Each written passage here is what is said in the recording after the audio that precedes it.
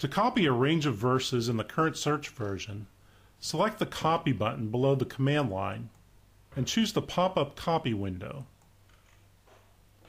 In the pop-up copy window, type the verse range that you wish to copy. I'll start with my Genesis 1:1 and then type in -20 to copy the verse range Genesis 1:1 through 20. Then click the Copy button in the pop-up copy window. The verse range will be copied to the Windows clipboard. You can then paste in the range of verses where you'd like.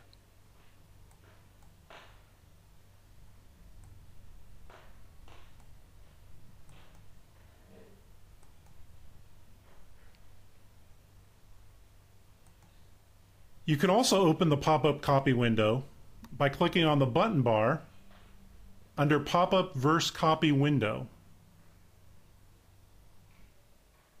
If BibleWorks is open on your desktop, you can also open the pop-up copy window within a word processor or another application by typing Ctrl-Shift-B on your keyboard. Then type the verse or verse range that you wish to export into your document, hit Copy, and then Ctrl-V or Paste.